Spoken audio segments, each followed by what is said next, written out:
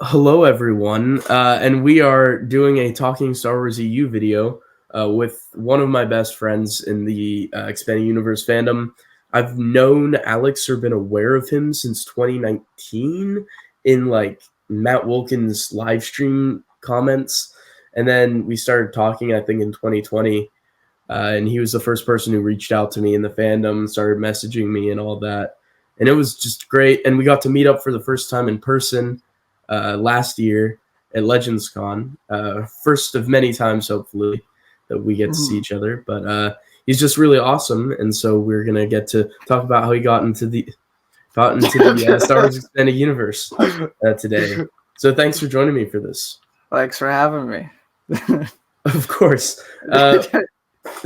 Where I always start this is, what is your first memory of Star Wars?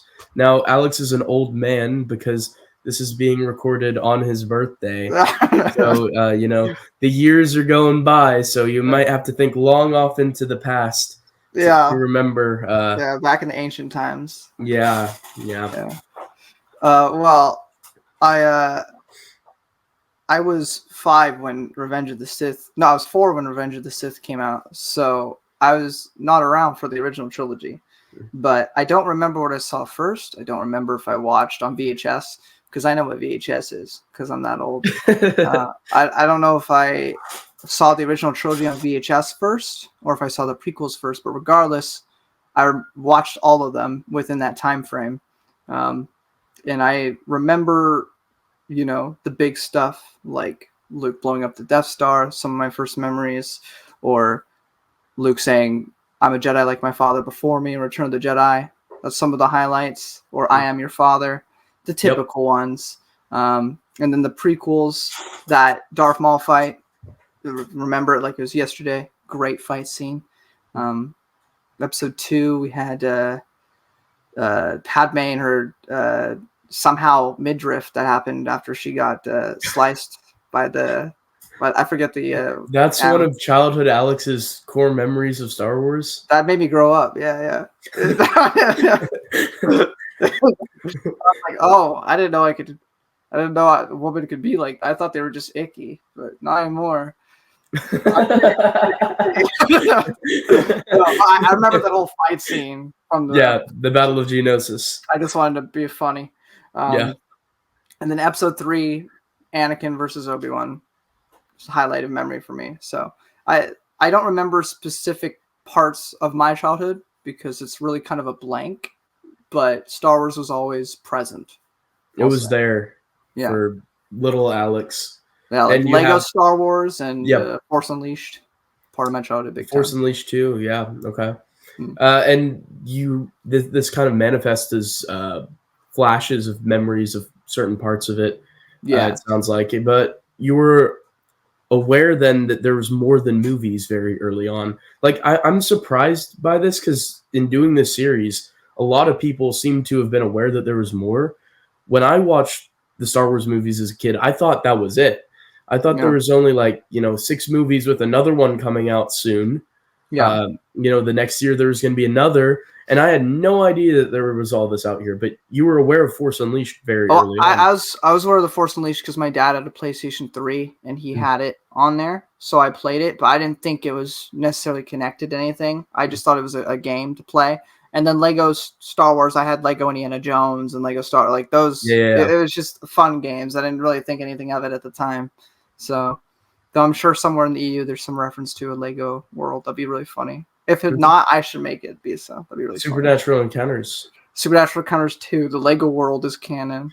But yeah, so I played a lot of the Lego games back in the day. So Lego Star Wars just ended up being one of them. But Lego Batman and all those I played back in the day. Did you collect the Legos actually the sets in addition to the game, or was it just the games that you... It was mostly just the games. I did grab General Grievous's ship that I built back in the day. I keep saying back in the day, but that's a trend today. But yeah, I got that and some other ship from Star Wars I think I built once. It wasn't a Star Destroyer or anything that big, but it was nothing crazy. But Just I'd a only couple be sets.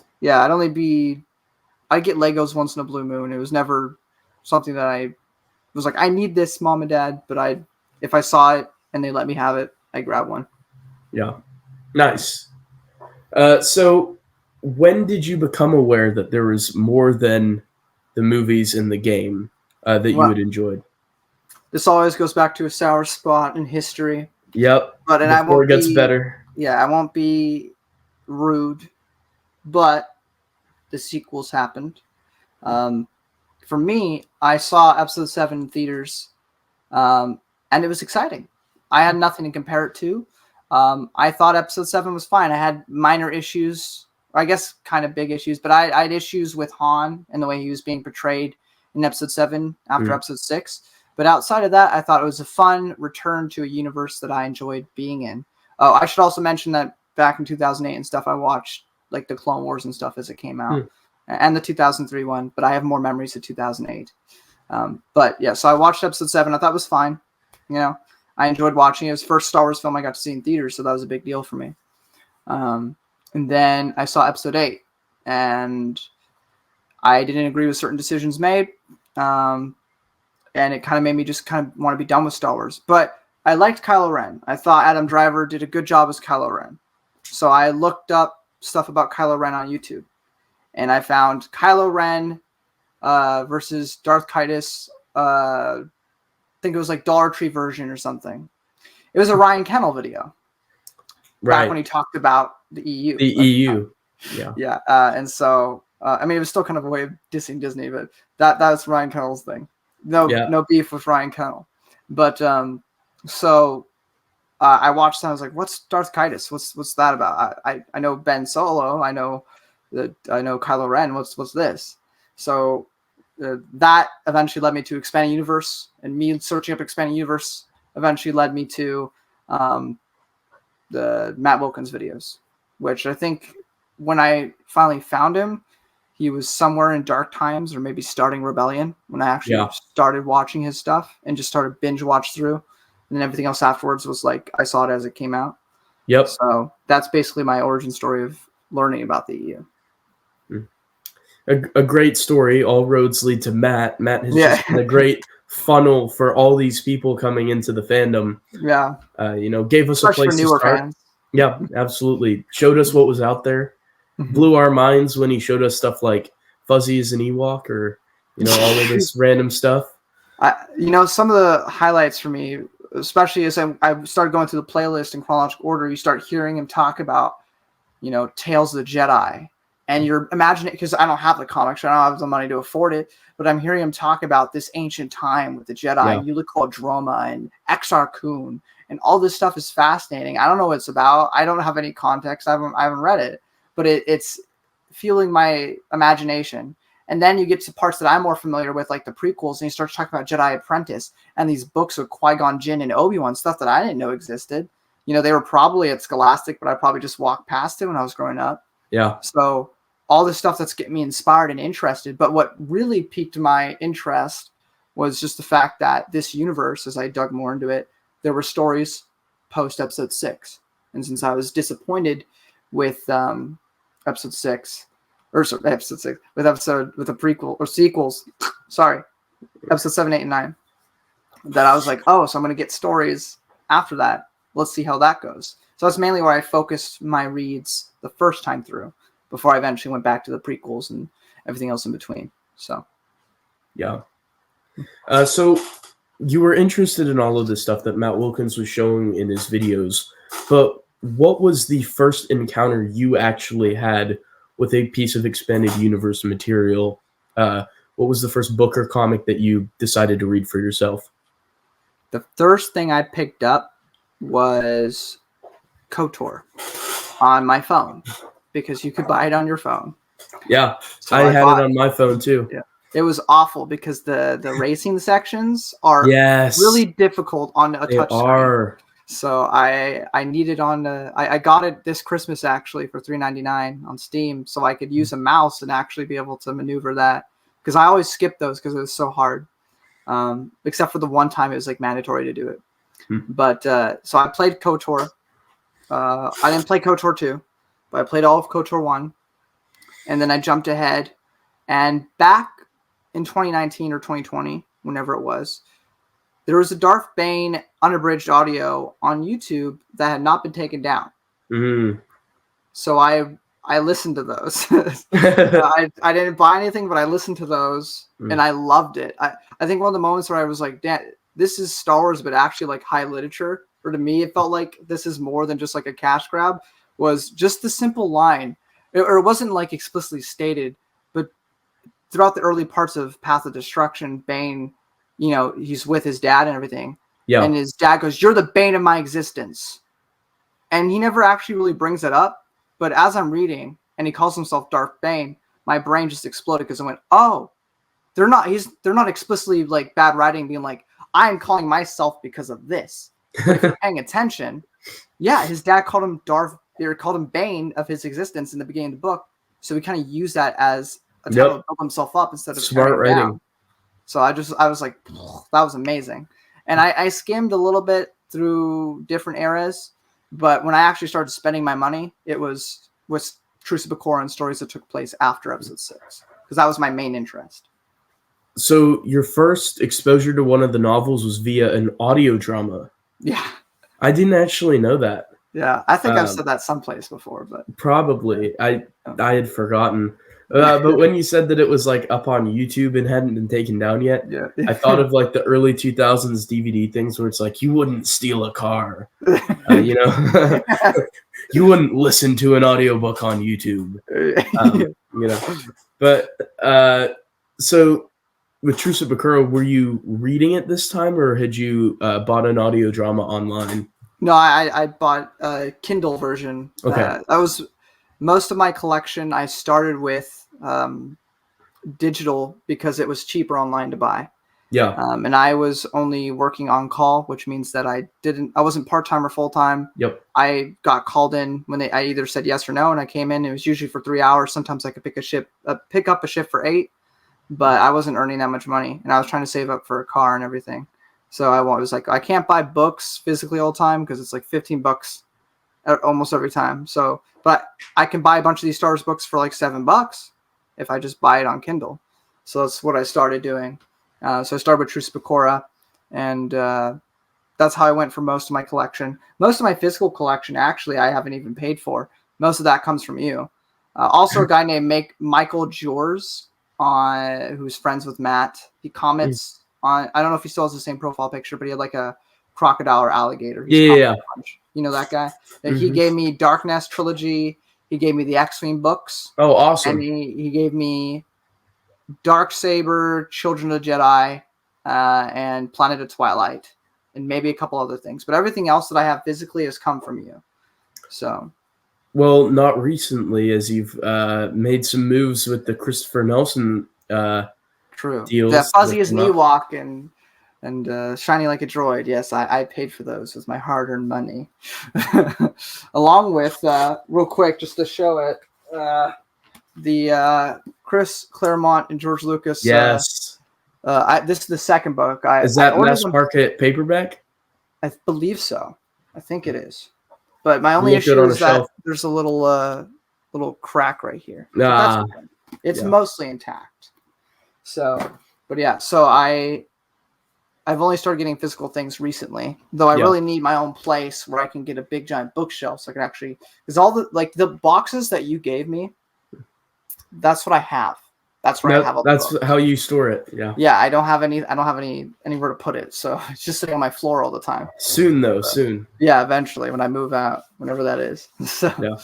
Well, there will be an awesome setup behind you. I can see it now. It'll be just like yours, but it's gonna be better somehow. I'll put stickers or something to make stickers. It okay. Yeah. Yeah. The little black sections. I'll just put little stickers so it's more colorful. Yeah. All sparkly. Yeah. Perfect. It's a great idea. Thank you. Yeah. Well, I might just steal that idea. Get some sequins back there. Tape them up all over the shelves. Oh, okay. I can't do it. Yeah.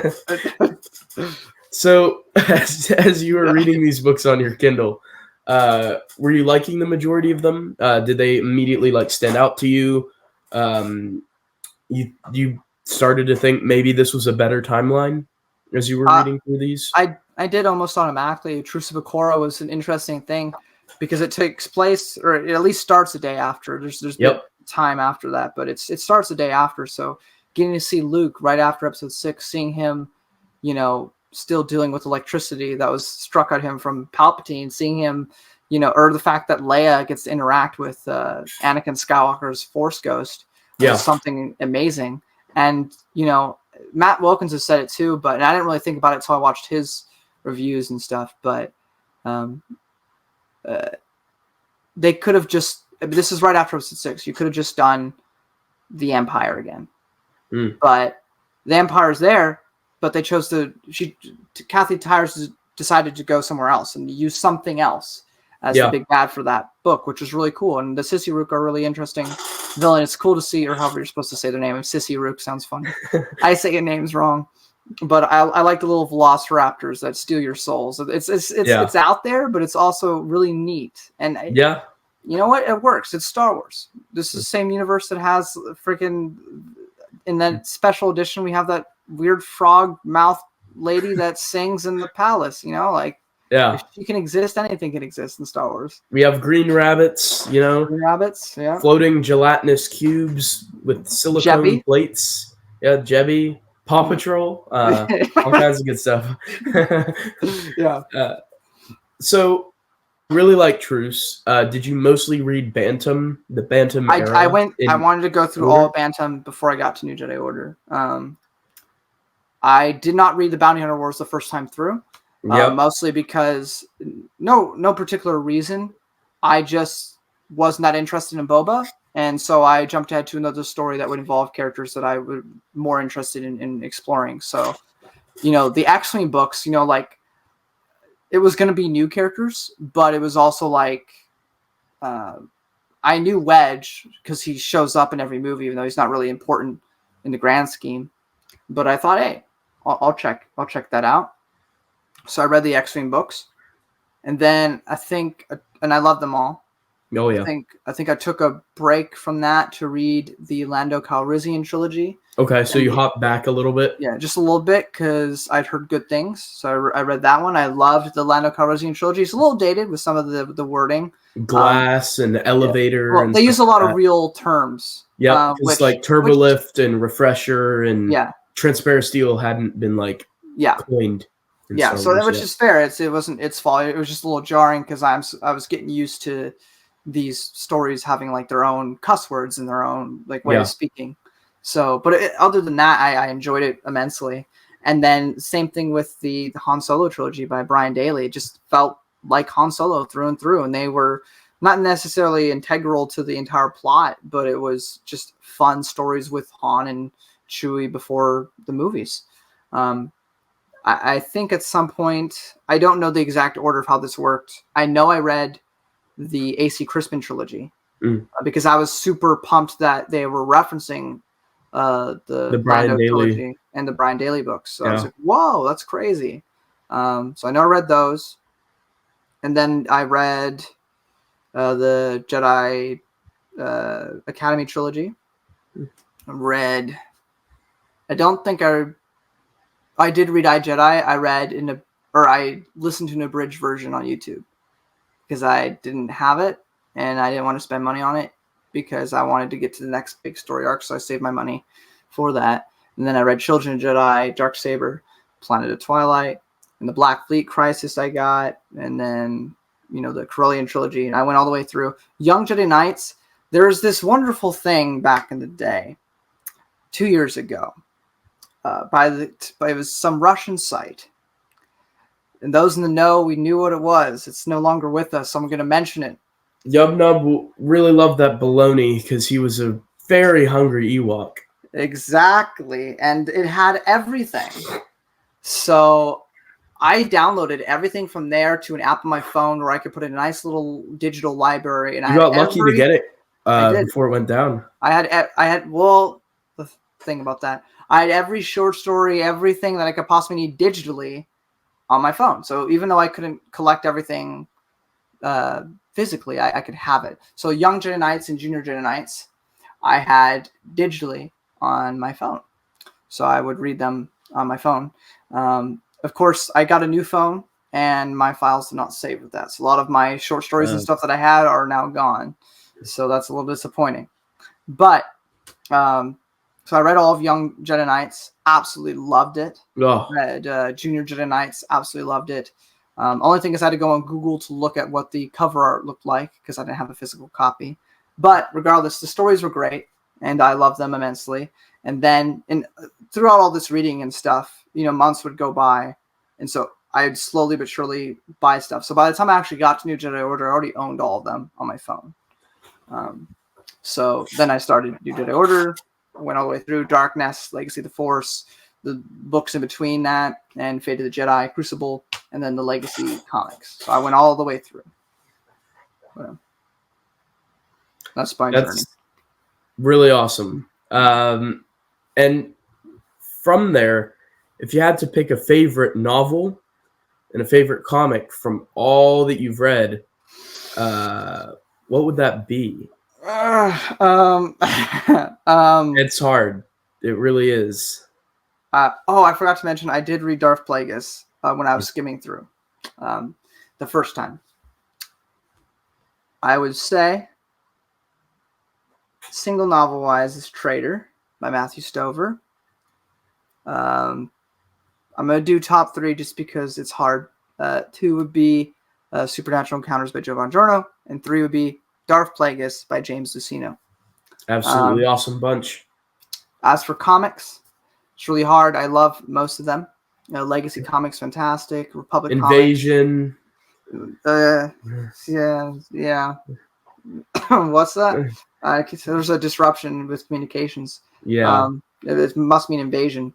But I think if I'm really thinking about it, despite how much I love Republic and how much I love Legacy, I'm gonna go with KOTOR. Okay. More than even Tales of the Jedi. Though, if we're going off of just one story arc, then Redemption beats everything. I think Redemption, Tales of the Jedi is phenomenal. It's Last Jedi done right, in my opinion. But I think overall KOTOR I had the most fun with, and it had such a unique story. Zane Carrick being framed for murder. His camaraderie with Griff and Jeriel and Fixer was fantastic all the way through. Great crew. Funny, adventurous, tense, suspenseful, everything all in one tiny package. It's like if you can encapsulate Star Wars into like the most fun era possible, even though it's like a kind of dire era because it's in the middle of the Mandalorian Wars. Yeah. John Jackson Miller figured out how. And that's why I think I'd go with KOTOR. And now I could flip and switch. Perfect balance, yeah. But at the end of the day, I think I'd stick with that one. Nice. You mentioned the Legacy comics, the Republic comics, Tales of the Jedi, KOTOR, some very, very good comics. And you mentioned Invasion as well. No, but there are, like with Invasion, some not as great parts to the expanding universe overall. What are some of those for you? Maybe some books were thrown. We'll get to that. We'll go in chronological order here real quick because there's not too many. Yeah, the lows aren't. They're not a lot of lows. Like I rag on Red Harvest, but I don't think it's a bad book. It's just not my. Yeah. It's not necessarily for me. But I'll say Dawn of the Jedi Into the Void. Not a great introduction for me into that era. The comics by John Ostrander, much better. Yep. Even though those aren't the best of John Ostrander's work. No. After that, I would jump to Fatal Alliance, which I personally feel it's not horrible, but it is extremely dull. And if I feel like I'm working when I'm supposed to be having fun, then I feel like you've failed in your mission. So Fatal Alliance, pretty down there for me. Next, we would have Approaching Storm, the exciting prequel to Episode 2. I'll forewarn you now, I didn't find it very exciting. In fact, I found it rather boring. So that's another one I didn't like. We jump ahead. We have Stealth and Siege by Oh, Karen yeah. Miller. I personally, there were some nice conversations between Anakin and Obi-Wan, but it just felt like a really long, dragged out TCW episode, which I guess is kind of the point. But it just felt overall pointless, and I don't want to use the word fan fictiony, but it was very like if what you would think of a typical fan fiction is kind of how it felt with how much they talked about their feelings and stuff. One of the things that's so compelling about Anakin and Obi-Wan's relationship is the fact that they have this close bond, but they aren't open. They don't talk about their feelings. They don't open up, especially Anakin. He holds everything to himself. He keeps it in his brain, in his heart. He's close to the vest. Yeah. Yeah. So, you know, he's complaining and discussing so many of his issues with Obi-Wan in this book, in these two books. You'd think, why do you guys have any issues moving forward? He's being pretty open. So just keep it up like that and you won't fall to the dark side. It just seems completely contradictory to what Anakin was feeling at that point in time, that he'd be that open with Obi-Wan. Maybe a couple scenes of him opening up would be fine for building the relationship, but having it be like every other scene just seemed like a flawed decision in my mind. And then really, I don't have too many issues with any other book beyond that up until after episode 6 with, I guess Ruins of Dantooine, but I don't think it's that bad. I think it's okay. So I don't put it on there as the worst. And then I jump to Bounty Hunter Wars, which is the one you wanted me to mention first. I never cared about Boba Fett. I didn't read it the first time through, but I was going in chronological order. This is the one of the few books I had missed was that one. So, but I was like, I went into it with an open mind. I wasn't going into hate. Boba Fett was never my favorite, but I thought, hey, it's a trilogy about Boba Fett, so surely it can make me fall in love with Boba Fett. Sad to say, it did not do that. The first book was fine. It had the most interesting plot of the Bounty Hunters Guild and everything that had going on. Getting to learn about Borsk's father was super interesting. Zizor interacting with Vader and Palpatine was super intriguing. I was like, this felt just like Shadows of the Empire. I was so intrigued by that. And Boba Fett's story was fairly decent, though he mostly felt just like the movie version of Boba Fett. I wasn't getting that much. He talked a little bit about philosophy and his stance on things, but overall he was very stoic, very, to me, not that interesting of a character. And then the following two books just didn't capture my interest. It just continued to devolve into the Prince Zizor stuff was interesting at first, and then it continued to be a repeat of kind of the same conversation, similar themes over and over and over again. And Boba Fett didn't grow, didn't change, didn't show me who he was as a person, just went Boba Fett for the movies, you get more of it here. And I felt it was kind of disrespectful to other characters that I loved their stories in another book called Tales from the Bounty Hunters, collection of short stories edited by Kevin J. Anderson. And I really love some of the stories, like Forlom and Zuckuss. I adored that story. The Dengar story, I absolutely adore. So the fact that it didn't feel like the books were really following that really upset me. And yeah, I don't hate the series as much as I sometimes meme it up on the internet. I had riled myself up enough in my review of the final book, Hard Merchandise. And I felt really bad about it because Brennan gave me that book. Him and his family, they mailed it over. And I got so mad. I was hyping myself up in anger. I was making myself upset just by talking about it. And so I got to a point where I grabbed my book and I chucked it against the wall and I loudly shouted, "Skip." And then I realized what I had done and me went, "Oh, I'm glad no one's home." That was really loud. That was one of my most infamous moments on the internet. But yeah, that's the last time I think I've really disliked a book. I can't think of anything else. Crucible is not the best, but I don't hate it. It's definitely one of the weaker books that I think that Denning wrote in the post New Jedi Order era. It's not an ending. It's not an ending either. Yeah, that's another problem. But overall, I also didn't like what they were doing with Vistera and everything, but that's a whole other thing. But yeah, I mean, overall, those are my mainest gripes with it. It's mostly just being boring. I don't think any book is really outright bad outside of maybe Stealth and Siege. But other than that, it's just, you're meant to be entertaining me. You're Star Wars. So if you're not entertaining me, then you failed to do your job. So that's kind of my measure for a bad book. But I don't think any of these books are written necessarily poorly. Like even The Bounty Hunter Wars, I think it's written competently. I don't think there's anything inherently wrong with the plot outside of some minor gripes I have with characterization and the fact that I just found it extremely dull. So Yeah. yeah.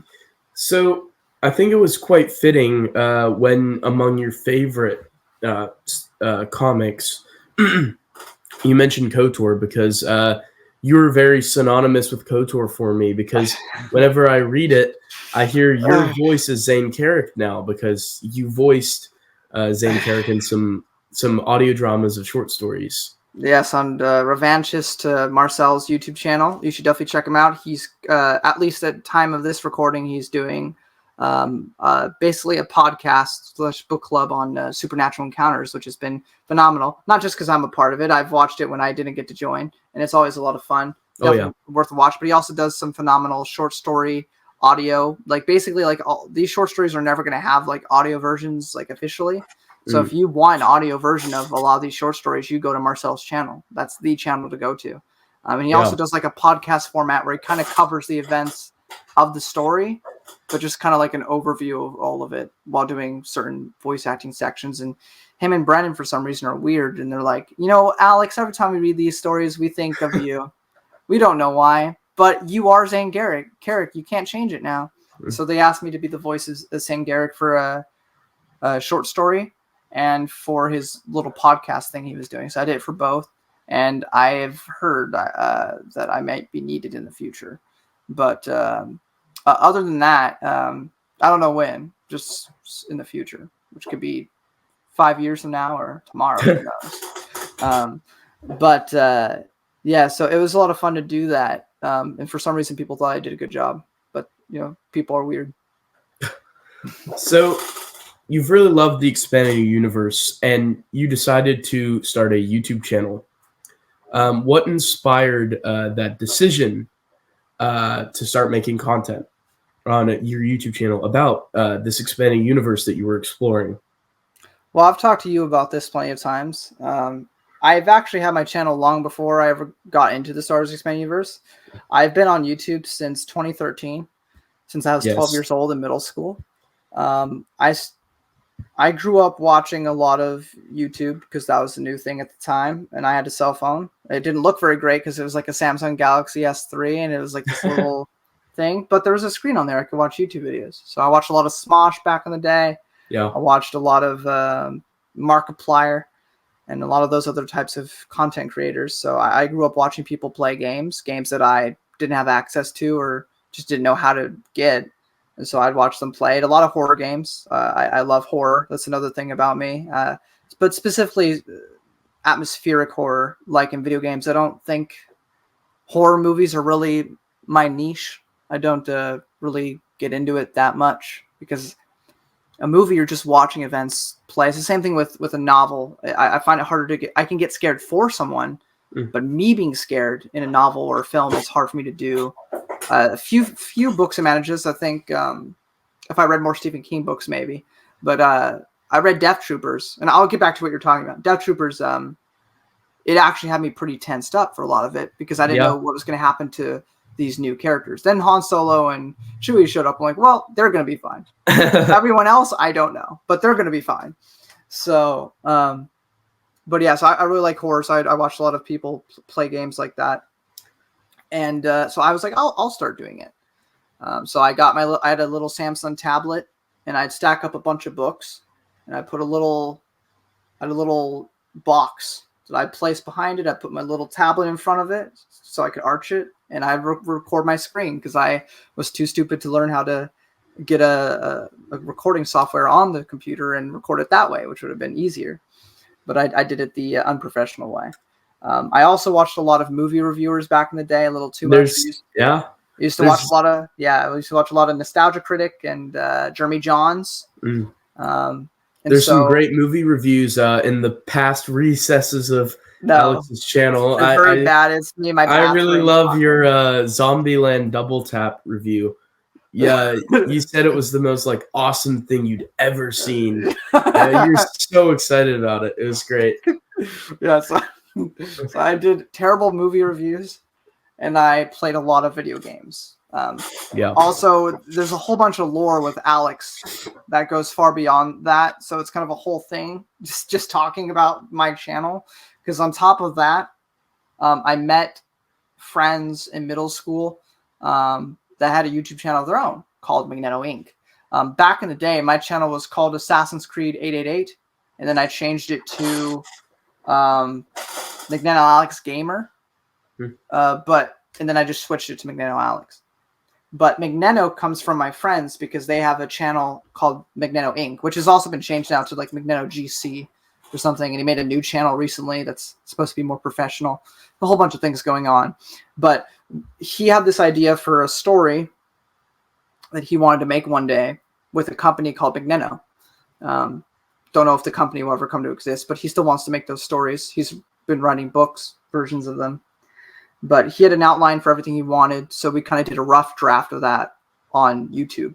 It was very anime-like, a lot of fighting bad guys and stuff like that, and power-ups and weird things like that, and a wish orb that can grant whatever wish you wanted. But we didn't have an orb, so we used an easy button. In the book, the canonical version, it's an orb. In the show, it is a button that we press that says that was easy, and it grants wishes. So we did that for many years.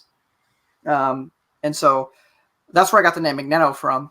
And then, of course, on my other friend Donnie's channel, Finn Shamrock, we did a bunch of more silly, because that was meant to be, it was silly because we were young and stupid, but Finn Shamrock was meant to be funny. Finn Shamrock also did a bunch of gaming videos himself, but we eventually changed into doing like sort of live action skits that we also made into lore-based things. We made it connect to the Magneto Inc. channel through being like in the future. So we made it all fit, even though it's kind of like Jedi Prince being in the same world as New Jedi Order. Like, like it's fun though. Another channel you were on, I think early on, was one called Lazy Boys. No, that was a more recent thing. Okay. Yeah, so Donnie and me didn't have as much time to play video games anymore because we used to film gameplay all the time.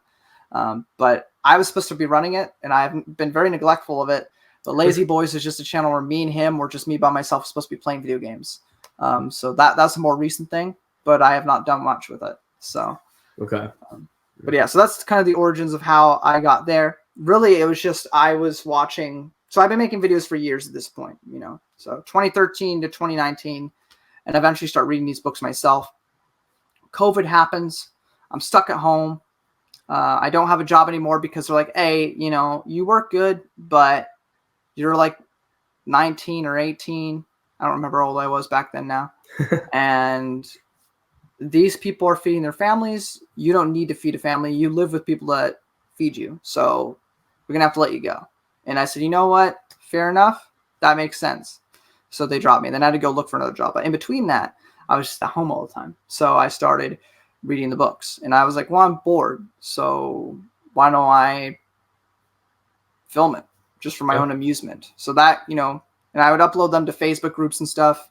But then slowly but surely I met you, and you started making your own videos, and Matt eventually noticed me for some reason. He used to treat me really nice. Now he just makes jokes about me living in his underneath his stairs, and me wanting to have sex with Palpatine. That's our two memes now. But I love him. And so I got close to him. I got closer to Christopher Nelson, another amazing YouTuber who doesn't really upload that much currently, but he has amazing archived videos that you can watch that you should, because Christopher Nelson's amazing. So I just kind of emulated that, and I started doing my own thing, and I went through all the stories and reviewed them as I went, and that's kind of how this started. And now I'm the EU guy. I'm the Star Wars guy, so much so that this Christmas everybody gave me something Star Wars. Oh, very Some nice. of it was Disney Star Wars because they don't understand the nicheness. Like, for example, I real quick, we got Luke Skywalker, but it's from the Boba Fett show. Ah, yes. Or we have Darth Vader, but it's from the Obi-Wan Kenobi show. It's kind of dark, so you can't really see that, but it's the Obi-Wan Kenobi show. Or I got a Baby Yoda little doll. Oh, my eyes. And you know what? It's cute, but I'm not gonna. It's a gift. Somebody's trying to be nice. They spent money on me to be nice, so I'm not gonna be like, well, take it back. So I just went, thank you so much for thinking of me. Yeah. So Yeah, that's why pretty much all my gifts this year were Star Wars or money. So because I'm the Star Wars guy, so people know me as now. Yeah, So it happens. it's a nice niche to be known as. Yeah, it is. Uh, It's cool. So you first got into the expanded universe by really entering in the post Return of the Jedi era, but now you've done a complete chronological read through. Mostly about I'll say like Almost there. 95 to 98%. I'm missing like a lot of those Clone Wars digest Yeah, or the UK comics that I couldn't find. As much as I could find online illegally, I would read them online because yeah, there's a lot of comics online. If you look hard enough, you can find most of these comics online, but some of them are just impossible. yeah. So I'm missing a lot of those more niche things. But other than that, the main story wise, all the novels, all the comics, all the short stories I've read. Yep. So you've done this chronological read through. For someone new who's thinking of getting into the expanded universe, would you recommend originally going in chronological order, or would you say kind of just enter where you're interested? I'd say the latter. I'd say if you're into the prequels, then Jedi Apprentice is a good young adult. I mean, it will cost a little bit because it's a scholastic book that doesn't get reprinted, but it's a nice place to start if you like the prequels, like Obi-Wan and Obi-Wan and Qui-Gon, and Darth Plagueis, another phenomenal place. Although you'll appreciate it much more if you've read a lot of the EU, but it's still a phenomenal story, regardless of that. If you like the video games, you've played KOTOR and KOTOR 2, then I would recommend reading Darth Bane. I think that's a great place to start. Or reading the KOTOR comics by John Jackson Miller or the Tales of the Jedi comics. I think those are all great places to start if you're more of an Old Republic person. If you're the original trilogy, what do we got? We got, I'll probably say the Brian Scoundrels. Daly. No. I'll say you can read Brian Daly's Han Solo trilogy, A.C. Crispin's Han Solo trilogy, or L. Neil Smith. Probably a place to go. I wouldn't really recommend any of the stories that are in between the films besides maybe Shadows of the Empire, because I don't feel like it's a necessarily good. You can start there, but I don't feel like it's the best place to start. And if you're I want to know what happens after, and you're like me, or maybe you do like the sequels, and that's fine, but you are interested in an alternative telling of events that take place after the original 6 films, then I would recommend, as most people do, the Thrawn trilogy. That or the X-Wing books, I think, are both excellent places to start. But if you're not into X-Wing combat, then I would probably say start with the Thrawn trilogy. Yeah. Or Truce of Bakora, because it takes place literally a day after. That's True. the 6th, so it doesn't require any other understanding. Yeah. So we have a lot of expanding universe content, but you and others champion the need for more, the wish for more. Why do you think it's important that we get more expanded universe material? Because it's not over. The story that takes place after episode 6 didn't end. It went on for a long time. There's a lot of stories for sure. We have a lot to read already, but the story that was going on didn't conclude. Nope. So if I at least got a conclusion to that plot thread, I could be content. But apart from that, even beyond that, there's so much areas of the EU that could be explored and introduced that could bring a whole new set of fans in. KOTOR 3, not KOTOR, sorry, Force Unleashed 3, because the story isn't concluded. Maybe not a game, but a novel to finish off that storyline. The Dawn of the Jedi era is very sparse on content. You can really flesh that out and make that a really intriguing era, if you continue writing in that.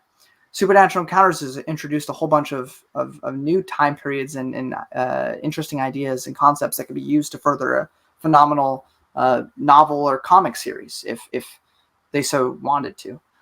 So I think there's a lot of potential left in the EU. Even stories set after Legacy comics, there's still so much left that could be told. But the main thing, I think, if nothing else, if we get nothing else, we need a conclusion to the main story of the novels. Because Legacy is an end of sorts, but it doesn't conclude the ending of the novel characters that we've been reading for dozens of books. New Jedi Order, 19 books. You got another 18 books if you include Legacy of the Force and Fate of the Jedi, plus Darkness and a couple stories in between there, and Crucible. over almost 30 novels, maybe more, of just straight story with no conclusion. So Yeah. I think it's important that, you know, Disney fans are getting so much new content. That's perfectly fine and amazing for them and for dual canon fans. But, you know, I think it's important to remember, and this is not to be disrespectful or anything, Star Wars was kind of dying in the 80s. You know, like, there was a lot of amazing It things was. in the 80s. You know, there was a lot of amazing TV shows, a lot of amazing films. Like, people were kind of getting over Star Wars. Yep. The only thing that kept Lucasfilm alive, really, was the EU. It was, you know, the Ewok shows and the comics and the droid show and comics. And then in the 90s, you know, when it really started going full throttle, we had the Thrawn trilogy, which for a long time was our sequels. And I might have not have grown up with that, but I still can see the legacy that has lived on to that. And, you know, you can like both stuff. If you look at today with the Ahsoka show, they've introduced Thrawn, and they did this earlier with Rebels. They reintroduced Thrawn, you know, and all these characters and stuff. Thrawn wouldn't exist without Timothy Zahn. It's his character. Yeah. So, you know, it's and that's fine to take inspiration, but just remember that where it came from, and that you wouldn't have these stories in any form or fashion without the EU keeping the EU kept it alive, so we'd even get the prequels. You know? Yeah. So I think it's just important to remember what it's done for the Lucasfilm. I think it'd be important for them to remember how much it means to so many people and how much it helped them back in the day. And so, you know, I would like to think there's a world where everybody can be happy and everybody can get what they want. And I don't think that's too much of a horrible thing to ask. I guess I'll leave it there. So, yeah. Now let's get into some of your favorite stuff, because I want to know more about you. I think you know me pretty well. I probably know the answers to most of these, but I'll rattle off some questions that you can tackle in as much time as you need. Favorite era in the expanding universe? Favorite movie character? Okay. Favorite expanding universe good guy? Favorite expanding universe bad guy? Favorite expanding universe species? There. Okay. You might have to remind me of all this stuff. I'm not going to remember. But I'll start with the first one you asked, which was my favorite era, which is definitely going to be post Return of the Jedi. All the Bantam era, all of New Jedi Order, everything else after Legacy of the Force, Fate of the Jedi. Even though I have my gripes with Fate of the Jedi, I still think that entire era is just phenomenal. I love it. I love the prequel era, and I think it really fleshes out a lot of the prequel era. But my bread and butter, the thing that I come back to the expanded universe for time and time again, is mainly post episode 6 stories. So I love the story of New Jedi Order. I did my reviews or my rereads quite recently at the time of this recording, and I had a bit more of a mixed view as I went through the second time with a more analytical lens. But I still, you know, that was me trying to be objective and trying to look at things, you know, without any bias. But, you know, in my heart of hearts, I still think that New Jedi Order is phenomenal. It's a phenomenal and interesting continuation of a story, and went in quite some wild directions. And the Vong are such an interesting, fascinating villain. To introduce, you know, so much different from what came before. You know, even if you're reading in chronological order, like just completely different foe. In demeanor, in attitude, and even the stuff that they use to fight our good guys is just all different and interesting. And it brings back, again, it's very much the Avengers Endgame of the EU, where if you spend all this time reading the Bantam era, post Return of the Jedi stuff, Truce Bacor onward, you really feel rewarded for having done that, because everything kind of gets a mention somewhere or another in New Jedi Order. And so I absolutely love it. And my favorite character might be a cop-out, so I'll do two separate ones. But I'll say my favorite good guy and bad guy is Jason Solo, without getting too much into spoilers there. But he's my favorite character of the EU, period. But I love the story of New Jedi Order. I think I have a very nuanced take from a lot of people with that, so it may come off a bit perhaps pretentious and or that I'm full of myself or whatever, but I just think about Star Wars too much sometimes. So But I do love New Jedi Order with all my heart. And then even now, I'm rereading Dark Nest, and I think it's a pretty decent story. It reminds me of the Bantam era, which is kind of fitting after you just go through all the stuff you go through in New Jedi Order. And Legacy of the Force just hit me in the feels. It's a very small conflict as opposed to the New Jedi Order conflict, but I think it hits all the emotional beats it needs to hit, and it hits it well. For sure. And Fate of the Jedi, we'll see when I reread it. I will be biased, and I will have some perceptions that I didn't have before, because recently, as of last year, Supernatural Encounters by Joe Bongiorno came out, and that kind of just changed my mind or changed my view of just a whole lot of things. So we'll see how I feel about it reading through it a second time. But overall, I still think it's a great story. There's a lot of great moments, like with Raynar or Abeloth herself or Ben of Vistera. Just so many interesting, or the Lake of Apparitions. So many phenomenal moments. I cried during that scene. Yeah. So, yeah, I have my gripes with it, but I still overall thoroughly enjoy Fate of the Jedi. And then, Legacy, like having Cade Skywalker, who's so unlike a Skywalker that you've ever met, and seeing him go through everything he goes through, seeing the connections we have to the prequel era, all phenomenal stuff, and just feels like a solid conclusion, like a good epilogue to the franchise. And then Anya Solo, we didn't get enough of her. We were getting close to the bio at that time. Yeah. But what I got of her, I really loved Anya Solo, and I thought she was very interesting of a character. Her friends and companions were interesting. The villain was interesting. He seemed like a mix of Bane and Darth Krayt, but both of them would be pissed off at him. Yeah, so they'd all hate each other. Yeah, so, but yeah, definitely why it's my favorite. There's just so much there, and so much investment that it is an investment if you fully dive into that, but you will feel so rewarded. Like Kip Duran, a lot of people kind of are mean to my boy Kip Duran, but I loved him in Jedi Academy. So seeing him play such an integral role in New Jedi Order is great. And even in like Darkness, as I'm rereading it, there's some political stuff going on with the Galactic Alliance, without getting spoilers, and the Jedi, and Kip's being himself as always. Always loved Kip being himself. He just told you how he felt about everything. Like, you know what? We don't serve the government. We serve the Force, damn it. And that's how we should be. That's all it is to it. I don't care if you like me or not. Luke, you're going to be pissed off at me sometimes, but I'm going to speak my mind. Yeah. And 99% of the time he was right, outside of one occasion, in my opinion. So, but that's my hot take. I have a lot of hot takes. So that's favorite era is everything post Jedi. Favorite movie character.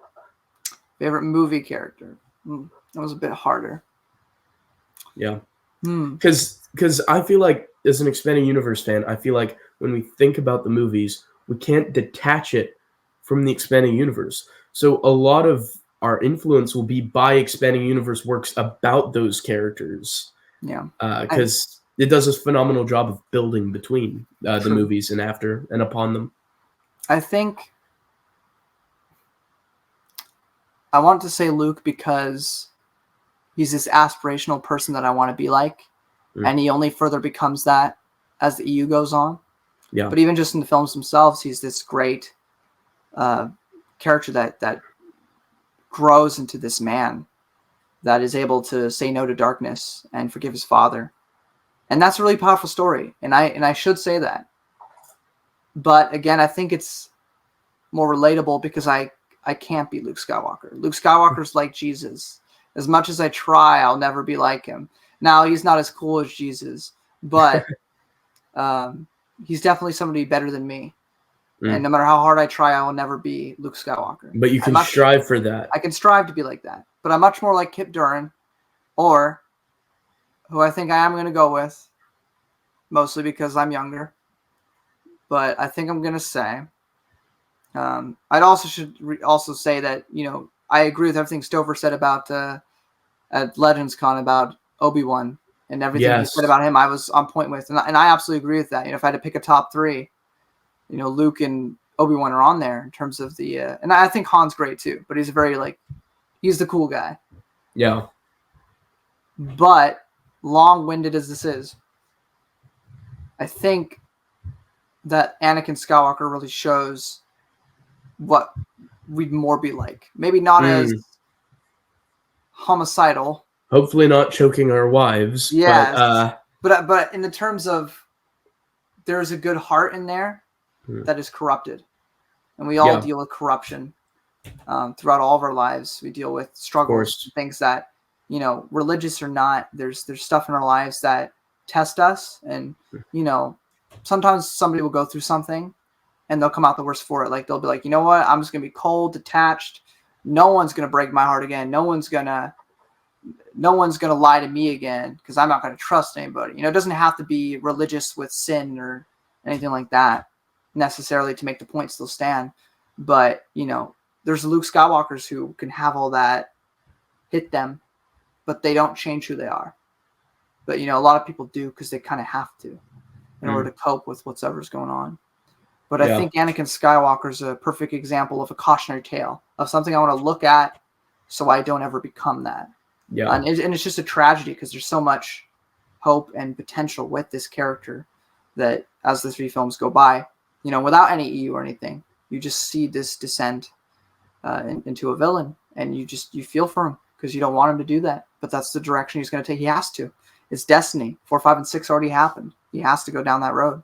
But you beg throughout the trilogy that he doesn't. But it's inevitable. So I think because of that, that I'm going to pick Anakin Skywalker as my favorite movie character. That was quite a journey to that decision. I love the answer. But from there, favorite expanding universe character, bad guy and good guy. Good guy, Kip Duran.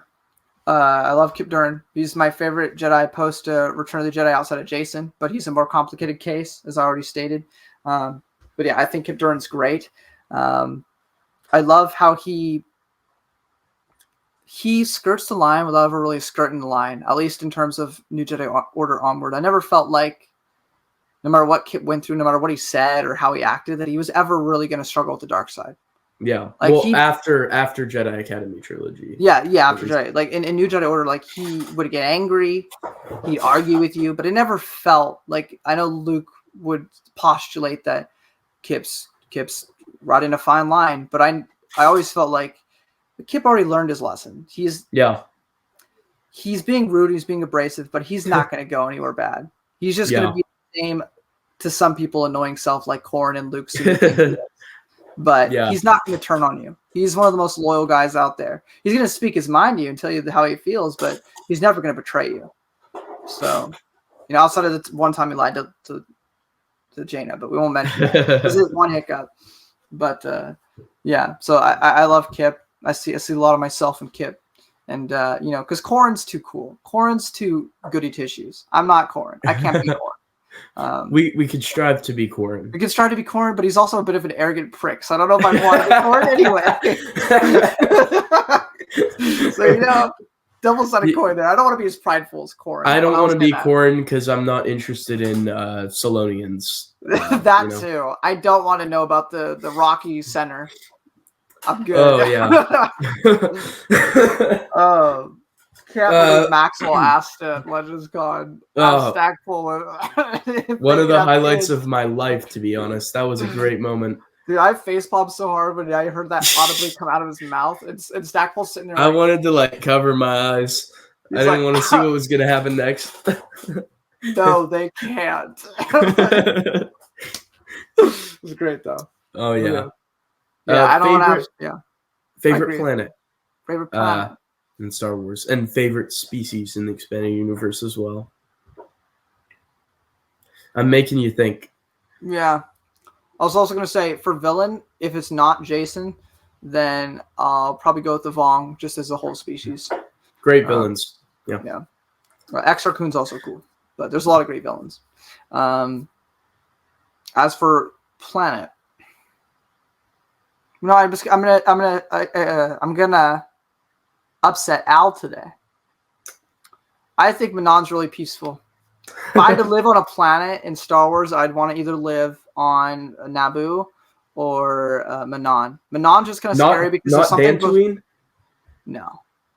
Okay. You know why? Because there's a lot of scary things that might attack there. I guess same on. That's true. Same with Naboo, but like at least I got the little Gungans that I could talk to if something tries to attack me. I could be like, Misa, help, please. But Manon, the only downside is if something happens to the little stations they have for the breathing air people. Oh then I'm yeah. kind of screwed. But it's also a really peaceful and beautiful little place, though. So like Yeah. the little apartment building they have, I could live there. Oh yeah. I'd live there my whole life. It'd be cool. Go Manon's swimming for a nice. bit. Bring some Mon Doesn't Calamari friends there. doesn't Great. have the music of Dantooine though. for That's me. true. That's true. Take But Dantooine's music and take it to Manon. that's fair. That's fair. But it's also just very like brown on Dantooine, at least in the Mhm. KOTOR games. So just Yeah. kind of brown everywhere. I'm like, okay. But I get what you mean. Also, Alderaa's pretty, so maybe Alderaan, but it's gonna get blown up, so I don't want to live there Yeah. unless it's in the Old Republic era. But then Can you the Sith imagine the attack price it, of insurance on Alderaan, knowing that everything's going to be and rubble my in a couple of taxes would be years? so high. Yeah, I'd exactly. barely be able to afford rent. Hmm. I want to do that. But yeah, You so could I stay guess with you could have stayed with Ferris Olin in a hut, looking in at the royals, making sure Leia's okay.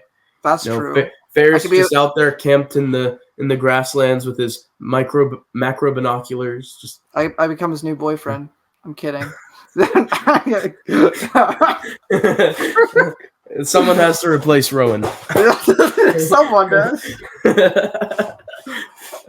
Did Ferris Olin die? Yeah, he did eventually. Yeah. But Did maybe he die on Trevor. Alderaan, Maybe No, he did Trevor die on was Alderaan. supposed to replace Rowan. Maybe that would have been weird, but they. Oh yeah, Trevor was a kid. Yeah. Yeah. He waited till he was old enough. Then he swooped him up.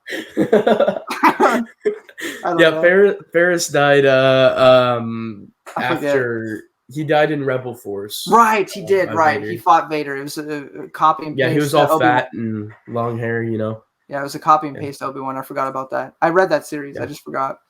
Yeah, Ferris was cosplaying as me. He put on a couple pounds, grew his hair out. Yeah, you're not fat. If anything, when I think about that, I think of like a mix of Obi-Wan and like Booster Tarek, and that's who's getting sliced down. Yeah, so, true. Yeah. True. Actually, I don't even think Booster Tarek's supposed to be fat, but I imagine him fat every time I read him. Yeah, he's just like hardy, Yeah, so I imagine him as like a Santa Claus type of dude, but I think he's supposed to be like skinny, but that's never how I imagine him. So. No. Favorite species from the expanding universe, other than the Jebi, other than the Paw Patrol. But the Paw Patrol, they're so great. There's the little puppies. Damn. I said Vong, I think, on somebody else's interview. I'm not going to do Vong again. The Vong would be up there, though. That way we can confuse people because you're never giving the same answers across the different videos. Exactly.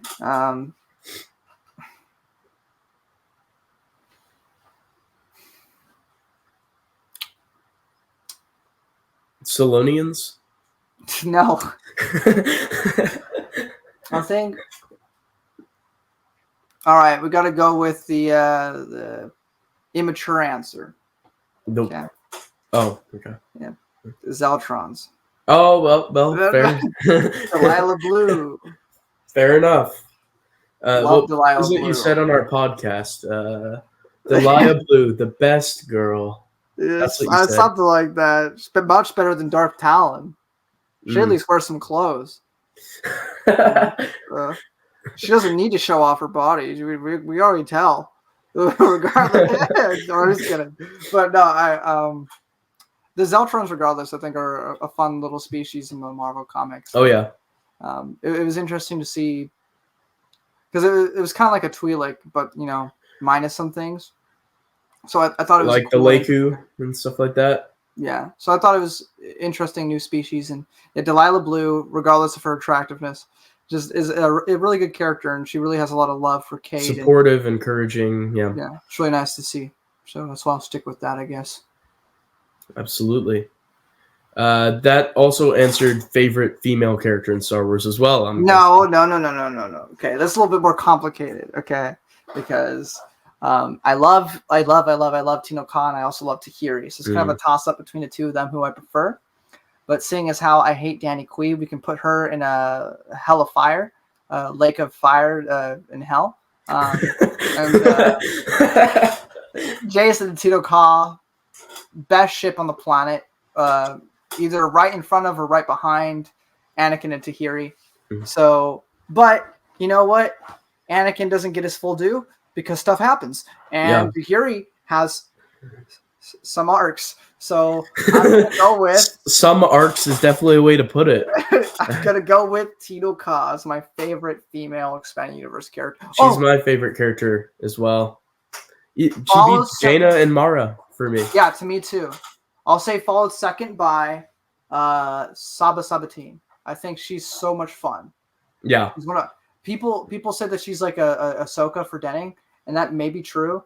But my God, every time she's on screen or on the page, I love her. And her training Leia is like one of the best things ever. Oh yeah, it's fun. I love her so much. So, but if I had to choose between them, I'm definitely choosing Tino Ka. But they're both amazing. You said that Jason and Tino Ka is probably the best ship on the planet. So you're not gonna consider Mara Anakin not an outside chance at being the best ship on the planet? You know, the ship from the co-author of The Essential Guide to Warfare had that ship personally for him. Who said that? The co-author of The Essential Guide to Warfare.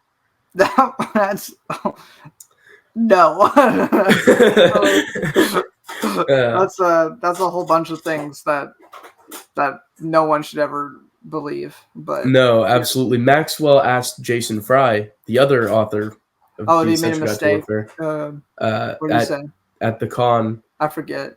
And what he said is that, quote, there were some discussions had with that person before the writing of the book. Which is very interesting. Yeah. Yeah, no, I'll stick with Tino Ka and Jason. Very good answer. Yeah. So, as we kind of wrap up, well, there was one other thing I wanted to ask. You just finished Supernatural Encounters in the past year. Your thoughts on it overall? You put it super high on your list. It's kind of an almost inaccessible book to new readers because it's so long, and also you definitely have to be a fan of the expanded universe already. Exactly, because now you could be a fan doing anything. You could read a single novel and be a fan, but like if you have not read everything, you're not going to enjoy the book. You might enjoy certain sections, but you're not going to enjoy the thing as it's intended to be enjoyed. Right. So, given all of that, were you surprised with how much you enjoyed the book? Going in, were you expecting it to be your number 2 Star Wars book of all? No, I was expecting to have fun with it and learn some new things, and to maybe have things that I thought were weird be not weird now due to the context of the book. But by no means, I mean, I love the Silmarillion, which is a Tolkien book set in the Middle Earth. But I don't know if I'd say that's like one of my favorite books ever. But it's definitely like a Bible, in the sense of like the content and how it's kind of orchestrated and how it's portrayed. And so there's a similar vibe with Supernatural Encounters. And so I didn't know if I'd necessarily vibe with it completely. I just thought I'd kind of, enjoy it a little bit. I was going to enjoy it no matter what. It was going to be new EU. But it can just kind of surprise me with how well written it was. It honestly is written so much better than most of the EU, and that's not a diss to the EU. It's just to speak praises to Supernatural Encounters because the EU's fairly competent throughout the entire thing. But this just felt like another echelon of like you have books that are written for entertainment, and then you have works of art. And I only say that a few times in the expanded universe, like with Darth Plagueis or Traitor or the episode 3 novelization. A lot of them, they feel like entertainment and they're fun and they're great and they move my heart. All of it's art. I don't want to be disingenuous or not. I don't want to like lower my opinion of like these books. I just mean like they're written to be for entertainment. Sometimes they happen to feel more than that. Yeah. And many authors do this, whether it be Olston or Stackpole, Stover, Zahn. A lot of people have done it where they go above and beyond the Call of Duty, even though they don't really have to. But Supernatural Encounters just felt so different and felt like such a passion project with every ounce of the page. Every page felt like I'm putting my blood, heart, and soul into this. And it's just a master of continuity. It's a master of when it needs to retcon, making it feel like, oh, that always was the case. It always made sense. You just didn't realize it. And so many things that I had questions about were answered. So many things I didn't even know that I cared about was now introduced to me. And I'm like, that's amazing. That's phenomenal. And even apart from all the connections and everything, it tries to make you understand and appreciate more. Just the new stuff that it introduces, the architects, Tlatni, Horless, Splendid App. Am I missing one?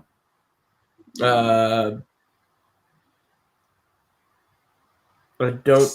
Oh, I think you got them all. I think so. Did you? I think so. Splendid App, Tlatni, Horless, and oh no.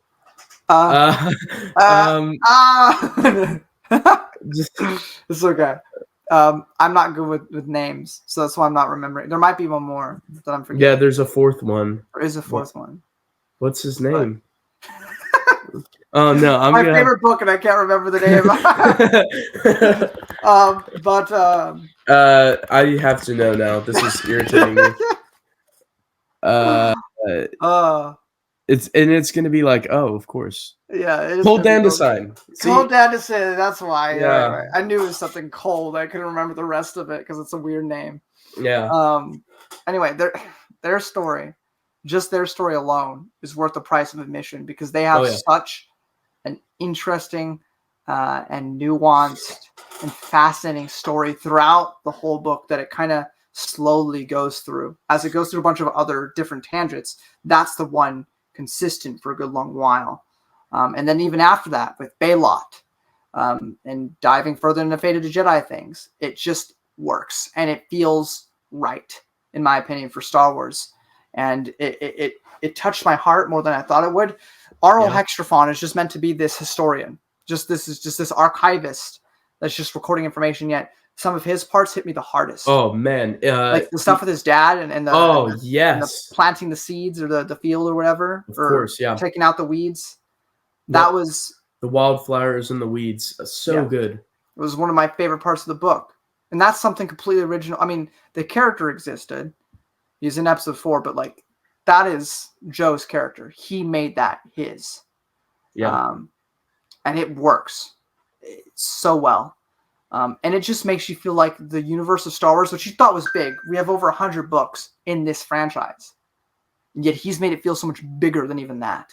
Yep. Whether it be certain connections he makes to other things, which may be a bit more controversial, or just expanding on what you thought you knew and making you go, wow, this is so much bigger or more important than I thought it was. So it just makes the whole experience even greater. It really, nothing's the Bible, but in terms of like Star Wars, not only in terms of the way it's written, but in terms of like the way it makes it feel like there's this grand design to the EU. There's this grand plan that no one knew about. There's forces beyond anything we even dreamed of in Star Wars. They're all out there, hiding in the shadows or in the light that we can't see, but are there. And it just makes the whole universe so much more fascinating as you go through it. To kind of like, when I re-go through the expanded universe again, like it's going to be so weird knowing the things I know. Yes. And going through it, So, and I'm already feeling that with Dark Nest. It's not like a huge change, but like the Dark Nest uses the name Gorog. Like that, I don't think it's anything more than that outside of like a memory that's long forgotten. But that name carries more weight than it did than just being a random name. With the added context. With the added context. Or they mention the Celestials. What's that? I don't know. Well, now I do. I mean, Fate of the Jedi gets into a little bit, but now I know. And that just makes it 1,000 times more interesting to read. So things like that, and I guess I can't lie that I have a very big personal bias. I try to ignore that. Because I know that like Marcel and everyone, sometimes they have a bit more of an issue with here or there with a certain part of the story. And I had some minor issues. There's some connections made to certain things that I wasn't a big fan of. And I kind of kept my mouth shut during the streams that I was on because I really didn't want to bring it up. Even though I probably should if I was being objective, like I did with New Jedi Order. But it was fresh and new, and I didn't want to do that. But, I met this man. I went to Legends Con. Not only did I see him at panels, we hung out outside of that. He talked to you and me and your mother and Marcel. He just sit with us and drink coffee. He was just hanging out. And he actively wanted to be around us, it felt like. He did. Yeah. Like not more than like anybody else, but like he made he was like not one effort. of the guests. He was one of the one of the boys. One of the boys, yeah. And he's just such a kind man. And I can't, I can criticize it maybe if I go through it a second time when my emotions aren't so connected to it. We'll find more issues. But regardless, Joe's such an amazing person. He's so smart and articulate and so humble. He goes, no, I'm just some guy. I just wrote a book. It's just 1,000 pages long. It's nothing special. I'm just Joe. And I'm like, what? This is like every time Brennan goes, I'm just some kid. Shut your mouth, both of you. I cannot believe you guys. And you try to, I'm a hypocrite because I do the same thing, but frick you guys. I didn't write a book. I haven't talked to a bunch of authors like you have. I don't want to hear it. You are more than you say you are. And Joe is most certainly upper echelon. I was more excited to hang out and talk to Joe than I was with most of the other authors. I mean, Abel G. Pena, phenomenal guy. Matthew Stover, that was an experience. That was Michael Kogi was great too. Michael Kogi was great too. We told him about the freaking the billboards. The billboard. They didn't know about the billboard. That was great.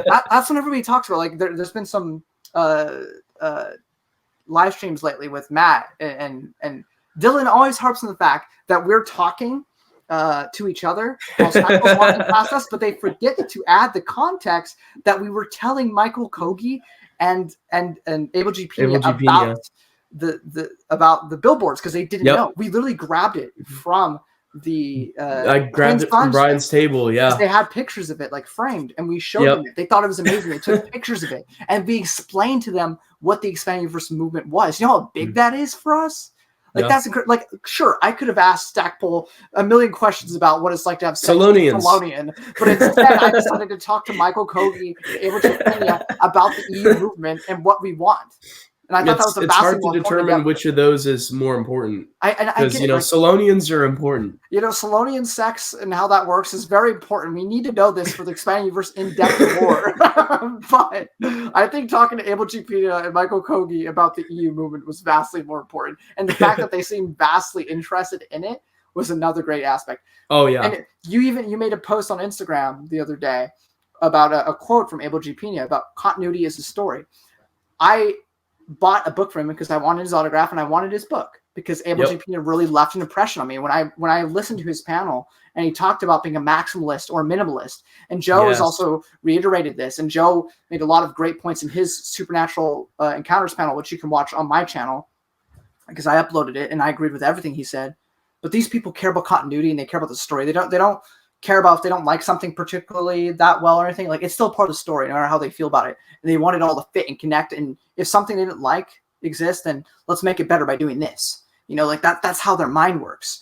And Abel G. Pena asked me, like, what's your favorite part of Star Wars when he was going to sign my book? And I told him, I said, continuity. And that's when he wrote that in my book. And that was great. I love this man. Abel G. Pena was so cool. So was his wife, by the way. His wife was chatting with me. She was great. I don't know why anybody was talking to me, but she was super nice. It was great. And like I said, Joe with his panel and talking about he tried to make sure it was as true to George's vision as possible, and how much he cared about continuity and everything like that. And it was just a phenomenal. He talked about how important continuity was, it's easy to just not care about that. It's harder to work around and make your story where it fits in continuity. So, all this to say, all long tangent about Supernatural Encounters, but I had a really big impact when I went to, not only was Legends Con the first con about Star Wars Legends, or Expanding Universe, is the first con I'd ever been to. Yeah, I never done anything like that by myself, ever in my life. And so, I got to meet Brennan I got to meet Marcel. I got to meet Arthur Lowry, who's now making videos. Thank God. I won't leave a link in the description because I know he doesn't want the publicity, but like go find him if you can and subscribe. And Only Good Games. Only Good Brian and Games. Dylan. Yeah. Surfer Eddie. Yep. Surfer Eddie. Granny Toes. And Luke. Yeah. All the, Nazo from Twitter and the comment section and his dad, all phenomenal, amazing people. Or David, that one guy that showed up the first night and just started arguing me about Jason, even though we were on the same page. It was great. I love that guy. And you even interviewed him earlier on your channel before. So another shout out to another video you should watch if you haven't seen it. But all that to say, I have a very personal thing with the book because it's attached to Legends Con, which is a good memory for me. So I can't lie and say that doesn't affect my reading, because every time I read Supernatural Encounters, it's associated with probably one of my favorite memories or days in my entire life. So it's very mixed in with that every time I read it. So, and Joe, which is a phenomenal guy, somebody else was doing a panel. He was sitting in the back, and you guys were sitting in the front. I was sitting with you. I got up, I went to the back, and I just said, "Can I sit next to you?" And he said, "Yeah, go ahead." So I sat with him for the rest of the panel, and he was gracious about it. He said, "I actually have to get ready. I have to get going to prepare for my panel, but it's been cool sitting with you." And then he left. But it's just things like that. Like, he's such a down to earth, humble guy, and he has such a mind, and he has such a care too. And I think this is also important just because we're talking about the expanded universe and Star Wars, the expanded universe. All this stuff wouldn't exist with all the stuff that George Lucas got inspiration from that built up Star Wars, the space operas of old, which I never really thought about before. I never took a care to that or really considered that because I just didn't care. But Joe has opened my eyes with his panel and with him discussing and talking about it. All these works are very important, and without them, we wouldn't have Star Wars. We wouldn't have the expanded universe. So it's great that in the book he does pay some due diligence to those stories of old so that we can appreciate what came before, so that we can appreciate Star Wars even more because it comes from these stories that were older. So all that to say, Joe Bongiorno is one of the greatest men I've ever met. He's certainly not Jesus. Nobody's Jesus. But, hey, if I had to pick a top 10 guys that, are – if you got a bronze, silver, and gold medal, Jesus is gold. Most of us are bronze. Joe's one of those silvers. So I'd say the same of Brennan too, but he'll get upset. And Marcel.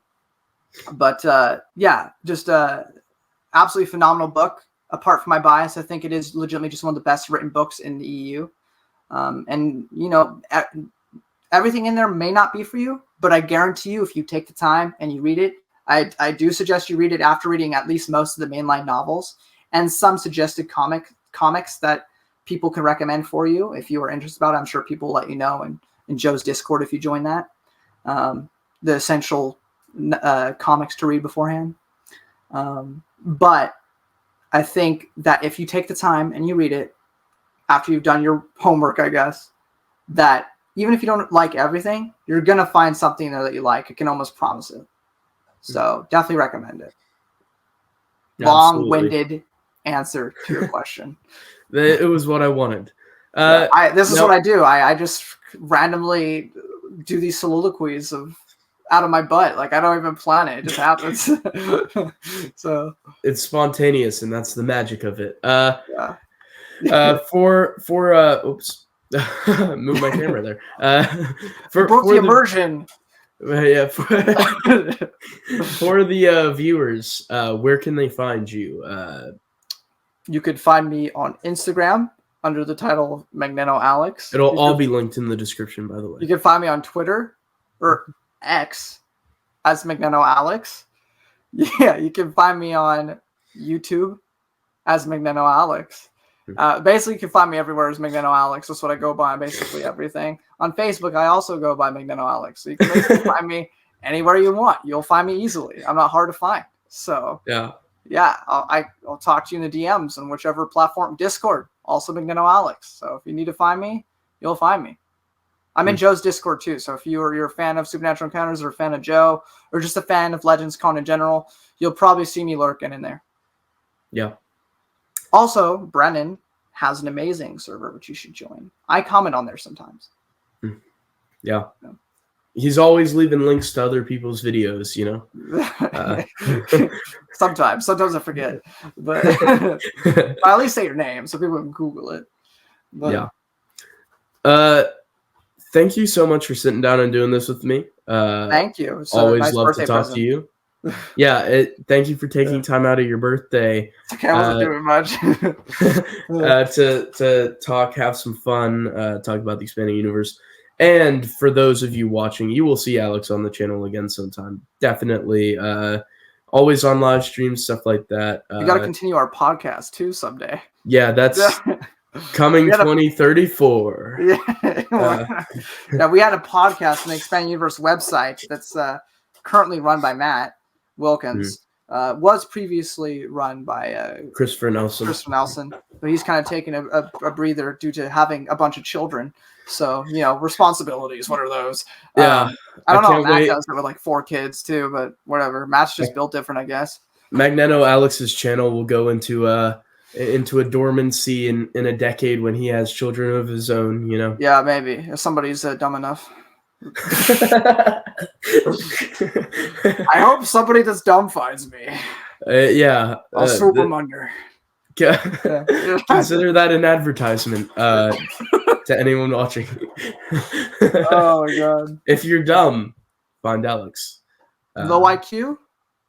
I'm your muse.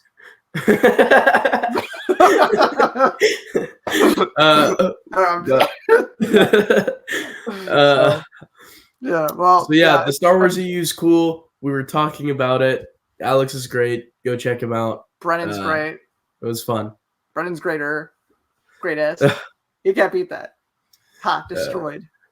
Even more greatester.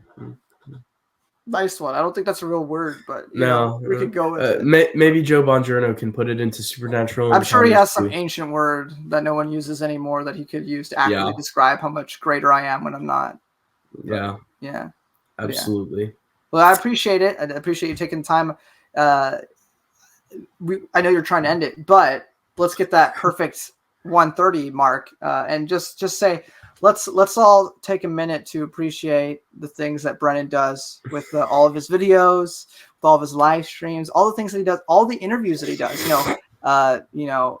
Showing us all these different people that love the expanding universe. What better way to promote the expanding universe and show the love that the universe, that the fans still have for the expanding universe than what he does every single day.